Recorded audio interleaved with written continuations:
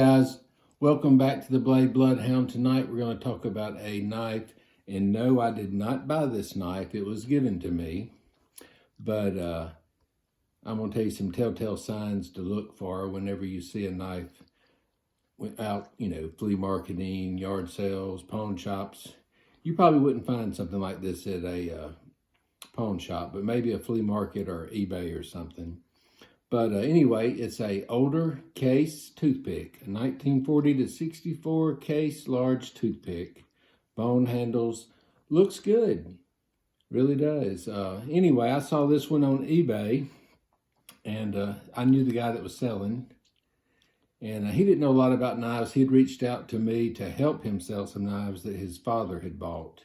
And anyway, when I was looking at this one, I saw a telltale sign, and I said, that knife's not legit. So anyway, we were talking about it. He said, well, I don't want to rip anyone off. So he pulled the listing off because, if I'd bought this, I'd have been really mad if I'd have picked it up and got it home and then said, wait a minute, something's not right. Anyway, I'm going to show you guys this knife, and you can tell me if you can spot what's wrong, but I'll tell you anyway. And I'll let you know how to spot a fake case. Anyway, guys, let's get to it. All right, guys. I never thought I would see the day that I would be doing, well, I didn't think I'd ever be doing a video either, but I really didn't think I'd see the day that I would be showing a fake case knife. I didn't even think that they would ever make a fake case knife, but I'm telling you, they counterfeit everything these days. I don't know the deal on this. I don't know the backstory.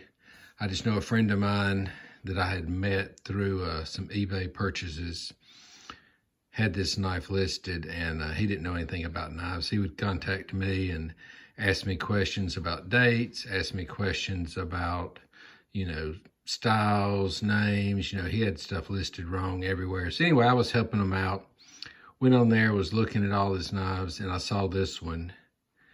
And anyway, something stuck out to me, and I pointed it out to him and said, look, I don't think this knife's legit. And we were talking, so he said, yeah, because I'm going to pull it off. You got me kind of worried. And I said, well, don't be worried, but just put on there that you don't think it's legit, or, let people know. Nobody wants to get ripped off.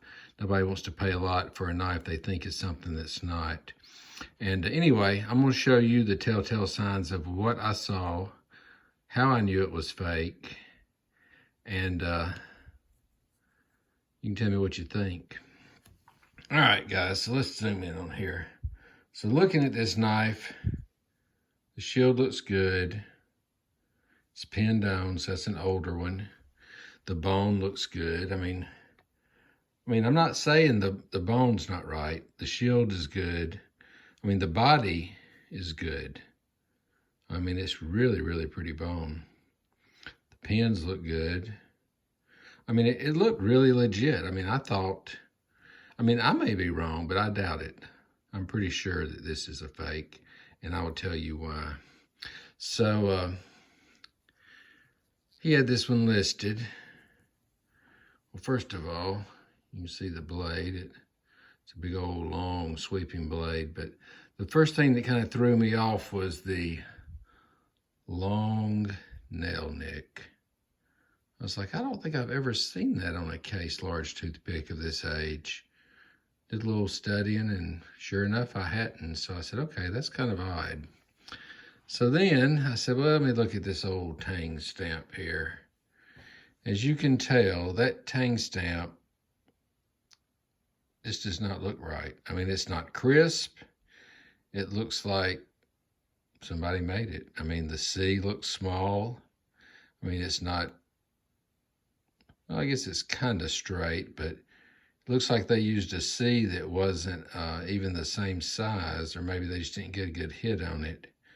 But see how it says case XX, and the XX is not even crisp. You can look at that and tell they look off a little bit.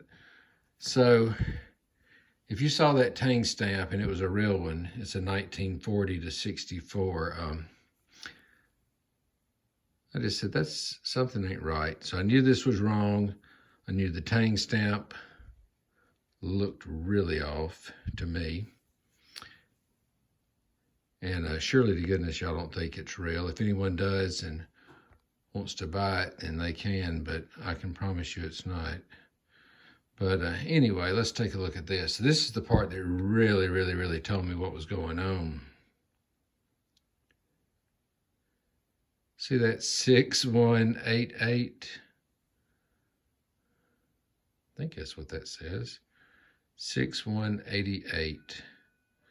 Y'all gonna have me re-looking this thing up, but I'm pretty sure that Case would not have sent something out like that. And I'm almost 100% sure that that's not even a real model number. I've never heard of an 88 pattern large toothpick. See how off that is? I mean, it looks like a 6-year-old made it. At least they got the 88 good and straight, but the 6 over here, the one over here, when they were stamping these, they didn't have it like that. They had a nice stamp that was already made out, and they just popped it one time, put all 4 numbers on. They weren't doing one number at a time. So that right there immediately told me this was not a legit knife. We'll zoom out again here. Now, I do think the handle is legit. You can tell it don't have any snap. I mean, it looks good. I mean, as far as whoever made the knife, if they'd have just put nothing on the blade, you know, it would have been nice. I mean, they could have put on there, you know, hey, this is a Case knife that we replaced the blade on. And they may have, I don't know. This was from his deceased father. It was in the state. He was just selling a bunch of stuff. But this one definitely was not right. So, what I wanted to tell a lot of you guys is, if you ever see a Case knife, and I've seen lots of them. If you go on eBay, there are a lot of fakes out there. And a good thing to remember is, if somebody has a 1920 to 1940 Case knife, or a 1940 to 1964 Case knife, and it is absolutely perfect, chances are it's not real. I mean, because people used knives back then. I mean, there are some, I'm not going to say they're not. There's some knives out there that are legit, and they are mint condition, and people can get a great price on them. But the majority of them, I would say 99.78%, I don't know where I came up with that number, but I did, would be have some use. They're gonna have some scratches. They're gonna not look perfect, but the thing to always look for is that tang stamp. If it doesn't look right, if it don't look crisp, if it don't look real, anything that throws you off, tang stamp, long pull. I mean, you know, you can do a search on this knife, on this age, and see that they didn't make one with a long pull. So that was the first tell. They also didn't stamp it like they were half blind. I mean, most people made a good, perfect straight. If anyone knows anything about these, or if they, you know, say, you know what, I think it's real, let me know. I think that would be very interesting to talk to you about it. I'd like to see why you think it is, but anyway, I knew it wasn't. I was talking to him, and we talked about it. He pulled it off eBay. I didn't know what he was going to do with it.